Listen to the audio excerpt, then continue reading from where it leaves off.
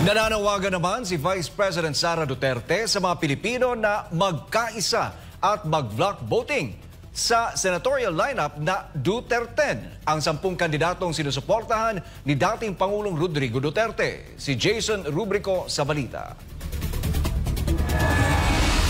Mula sa The Hague, Netherlands, binigyang diin ni Vice President Sara Duterte na ang pagkakaisa at ang isang direksyong boto ang susi sa pagpapatuloy ng mga sinimulan ng kanyang ama na si dating Pangulong Rodrigo Duterte. Nanawagan si VP Sara sa sambayanang Pilipino na manindigan at suportahan ang buong senatorial slate ng Duterten sa pamamagitan ng block voting sa nalalapit na halalan. Ito aniya ang malinaw na bilin ni dating Pangulong Duterte. Block voting ang susi. Iisa ang boto. Iisa ang direksyon. Iisa ang layunin. Ipagpatuloy ang sinimulan ni Pangulong Duterte. Ang Duterten ay binubuo ng mga kandidatong sina Senator Bato de la Rosa, Senator Bongo, Attorney Jimmy Bondo, Attorney J.V. Hinlo, Attorney Raul Lambino, Philip Salvador, Congressman Rodante Marcoleta, Attorney Vic Rodriguez, Dr. Richard Mata at Pastor Apollo C. Kibuloy. Ayon kay VP Sara, ang mga nabanggit na kandidato ay may tapang, malasakit at tunay na kakampi ng sambayanang Pilipino. Kailangan nating magkaisa. Sa darating na halalan, mahalaga ang pagkakaisa natin sa likod ng Duterte. Ang 10 kandidato, buong puso nating sinusuportahan para sa Senado. Mga kababayan, huwag tayong magpahuli. Ipaglaban natin ang kinabukasan. Pumili, bumoto at manindigan para sa Duterte. Anong mensahe niya, ma'am? Anong mensahe ni Tatay Digong sa mga Pilipino? Ano po? Sabi niya, kalimutan niyo daw siya kung di niyo daw suportahan ang PDP niya. Ay, okay. Maliwanag. Kalimutan natin si Tatay Digong.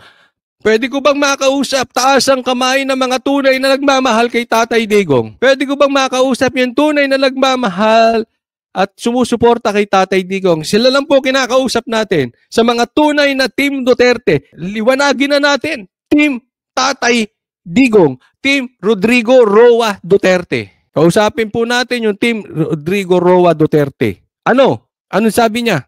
Kalimutan na natin siya kung hindi nyo susuportahan yung Team PDP. Okay? Magkalimutan na lang daw. Hi! Magkalimutan na lang. Ano po?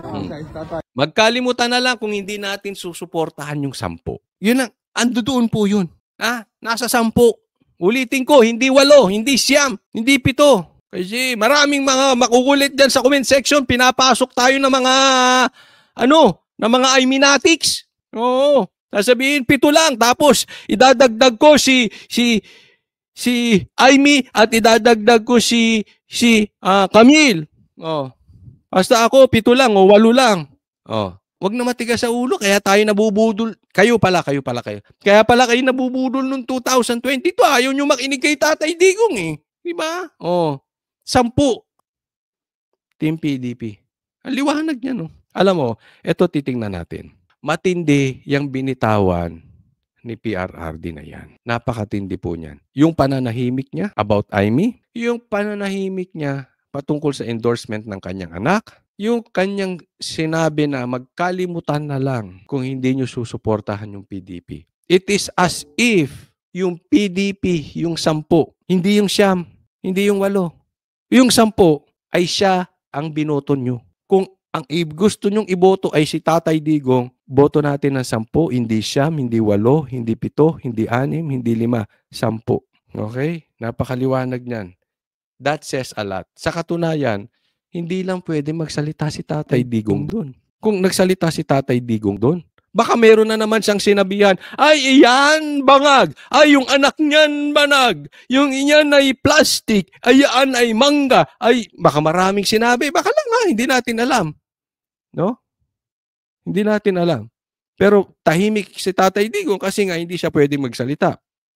But definitely, loudspeaker po. Sa loudspeaker nagsalita si Tatay Digong. Loudspeaker itong binitawan niya through Ma'am Hanilet. Diba? Napakaliwanag. wag na po nating guluhin. Ito pakiusap ko lang.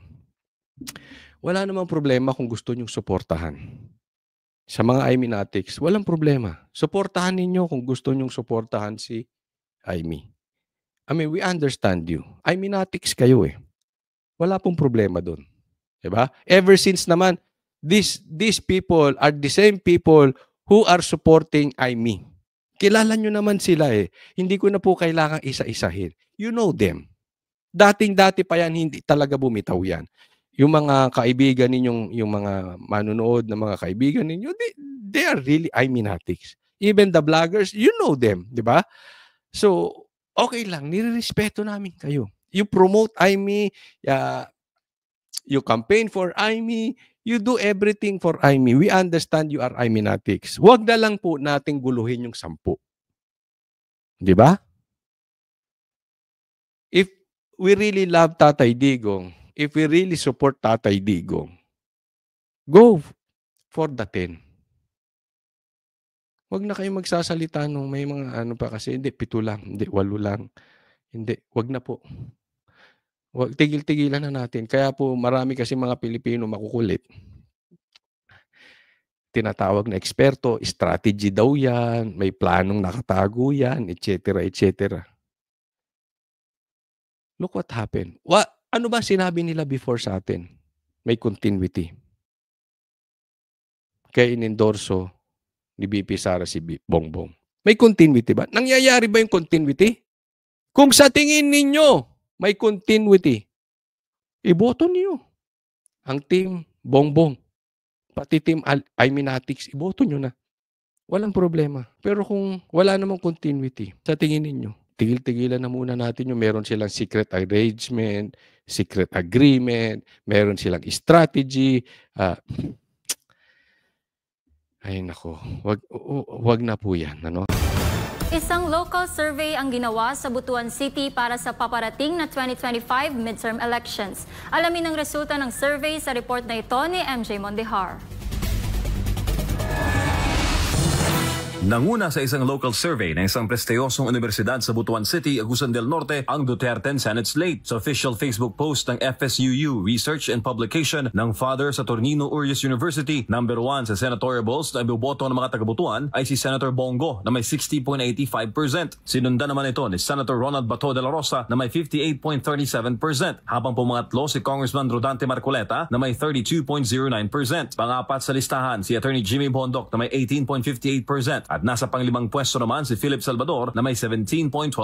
Pasok din sa top 6 si Pastor Apollo C. Kibuloy na may 15.78%, habang si Attorney Vic Rodriguez ay nasa ikapitong pwesto na may 12.44%. Pumwesto naman sa pangwalo hanggang pansampu ang mga pambato na administrasyon sa ilalim ng Alyansa para sa Bagong Pilipinas. Samantala, halo-halo naman ang political leanings ng mga nasa pang-11 hanggang pang-15 sa survey. Umabot sa 4,500 na mga residente mula sa 86 na mga barangay sa Butuan ang lumahok sa survey. Layon nito na matukoy ang pulso ng general population ng syudad kaugnay sa nalalapit na halalan. Isinagawa naman ng survey mula April 9 hanggang 16, 2025. Sa darating na Mayo at 3, nakatakdang tumungo ang Duterte Senate slate sa Butuan City para sa isang grand campaign rally sa buong Caraga region.